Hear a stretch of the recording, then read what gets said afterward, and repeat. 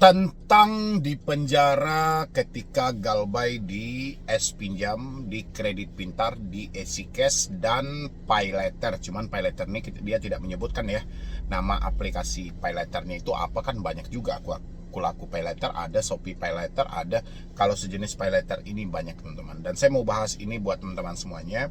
Tolong disimain sampai habis. Yang belum mensupport channel ini boleh disupport dulu, boleh didukung dulu.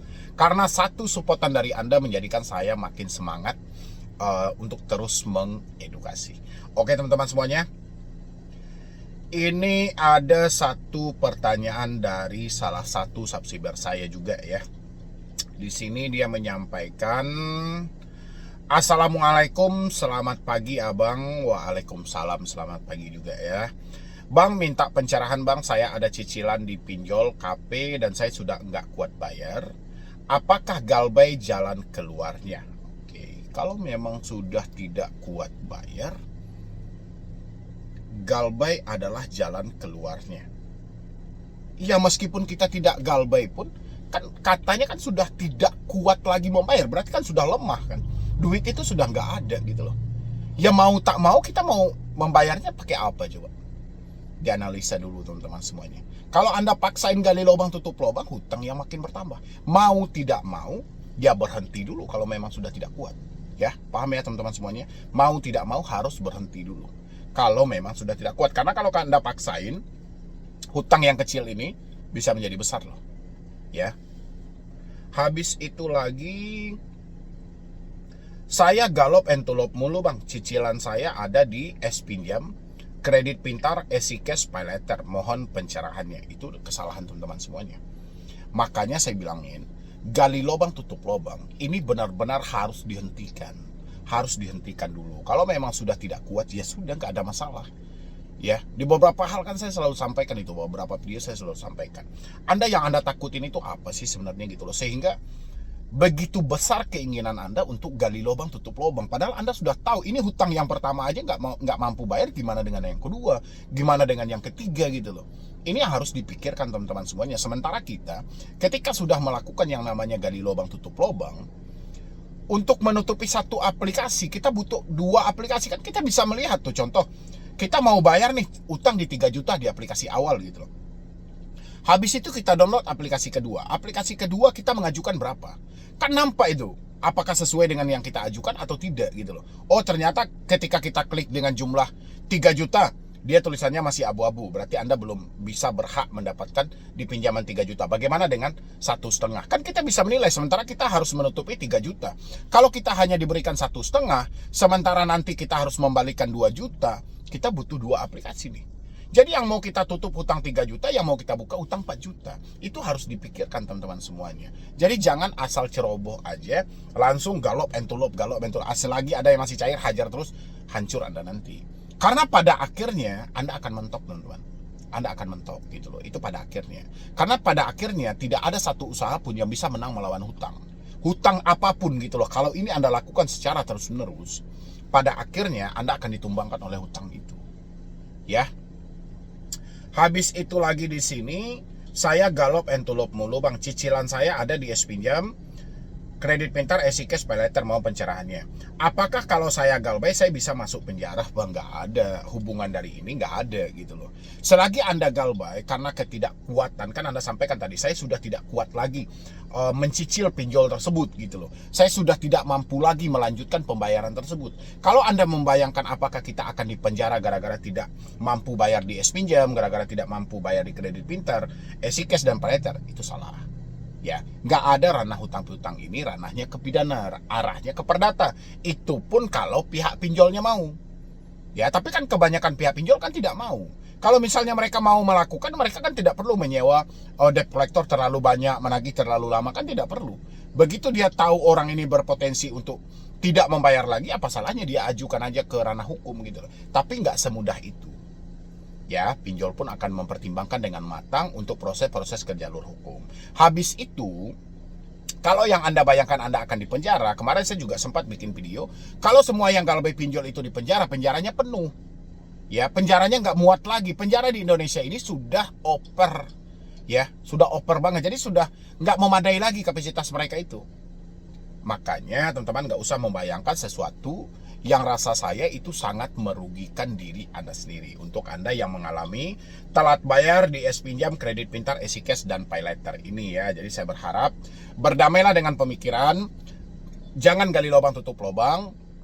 Kalau memang tidak kuat, berhentilah sejenak dulu, jangan gali lubang tutup lubang lagi, dan jangan memikirkan bahwa Anda akan dipenjara dan segala macam. Oke teman-teman semuanya, insya Allah baik-baik saja, tapi terlepas dari itu, Anda harus bekerja, Anda harus berusaha. Jangan Anda hanya duduk berdiam diri aja di rumah, jangan Anda hanya melamun aja di rumah, jangan Anda hanya seakan-akan ada duit yang jatuh dari langit. Nggak bisa seperti itu, Anda tetap harus bekerja dan berusaha. Oke, ini ada lagi yang bertanya, Bang, ada grup WA nggak agar mental makin mantap galbay? Kalau saat ini kita belum menyediakan untuk grup WhatsApp-nya teman-teman semuanya, tapi teman-teman yang mentalnya tidak kuat galbay pinjol dan segala macam, daripada Anda membangun drama yang nggak jelas dan segala macam, Anda masih bisa bergabung jadi membership di sini. Anda juga bisa mengambil nomor pribadi saya dan Anda bisa konsultasikan. Caranya sangat gampang. Di bawah nama channel saya itu ada tombol gabung, ada gabung tulisannya. Anda klik aja, Anda ambil yang paling bawah, berbicara dengan Medi Broni. Nanti Anda bisa chat saya, Anda bisa telepon saya, insya Allah dengan senang biasa saya akan membantu teman-teman semuanya, dan saya akan menjawab apa-apa saja yang menjadi sumber keraguan, sumber ketakutan dari teman-teman semuanya. Insya Allah kita bisa diskusikan teman-teman ya. Oke, next, ini ada lagi pertanyaan. Bang, izin bertanya, saya selama ini nggak pernah galbay, selalu tepat waktu. Tapi lama-lama capek juga ya. Kalau saya mau minta pelunasan via CS, tapi minta bayar pokoknya aja, kira-kira bisa nggak ya Bang? Terima kasih, pinjaman cuma satu di S-Pinjam saja. Oke. Sebenarnya kalau pertanyaannya bisa atau tidak, ya saya pun nggak bisa memutuskan, karena itu kebijakan dari aplikasinya masing-masing. Tapi selama ini orang yang mengalami telat bayar atau tidak mampu bayar, setiap kali dia bertanya sama OJK, satu solusi yang diberikan OJK adalah minta restrukturisasi, minta keringanan, negosiasi. Ya, ini yang disarankan OJK. Kalau memang sudah kesulitan dalam melakukan pembayaran, tapi OJK tidak menunjukkan secara spesifik seperti apa konsepnya, hanya dia menjelaskan seperti itu saja. Restrukturisasi ya, atau restraki yang selalu kalian kenal itu. Habis itu bisa juga negosiasi bunga ataupun denda, atau negosiasi pokok. Oke. Dan ini sebenarnya keputusan lebih kepada kebijakan di masing-masing pihak pinjolnya itu sebenarnya teman-teman ya. Jadi kalau Anda tanyakan apakah bisa kira-kira kita nego pokok, kalau untuk nego pokok aja pasti kita bisa gitu loh. Cuman di ACC atau tidak itu kembali ke kebijakan masing-masing dari aplikasinya ya. Oke ya teman-teman semuanya ya. Habis itu lagi, Kak, apakah DC kalau mau datang ke rumah chat pribadi dulu? Nah ini kan bertentangan dengan logika ya. Ada mungkin DC yang mau datang ke rumah, mungkin dia bertanya dulu, memastikan dulu apakah ada di rumah atau tidak gitu loh. Tapi kebanyakan dari DC pinjol ini dia jarang banget melakukan hal seperti ini gitu loh. Dia chat secara pribadi dulu apakah ada di rumah atau tidak, ini jarang banget dilakukan gitu loh. Biasanya mereka langsung to the point aja ya, atau mereka langsung datang aja ke rumah gitu loh. Tapi kalau soal chat-chat pribadi itu jarang banget saya temukan teman-teman semuanya. Habis itu lagi, ini ada juga di sini.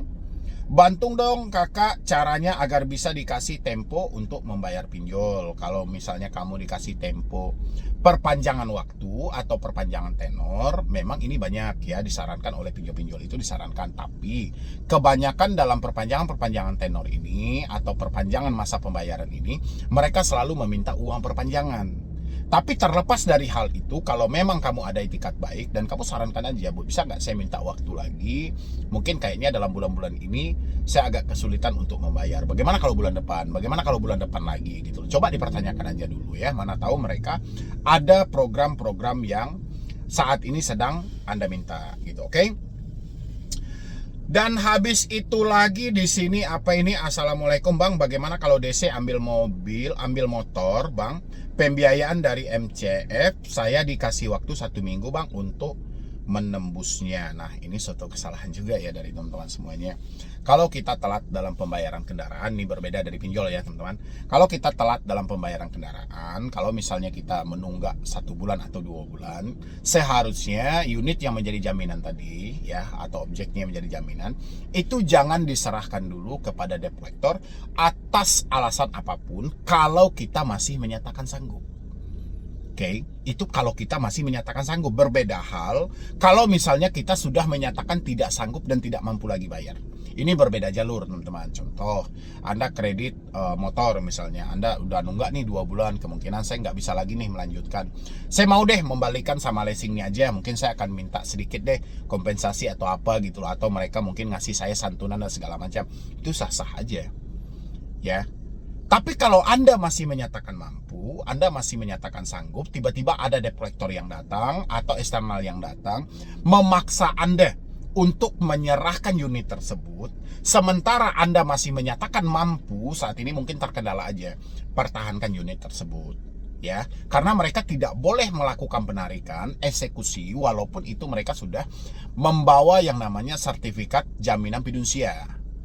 Oke teman-teman semuanya, mungkin dari saya cuma itu aja dulu. Mudah-mudahan ini bisa membantu secara spesifik.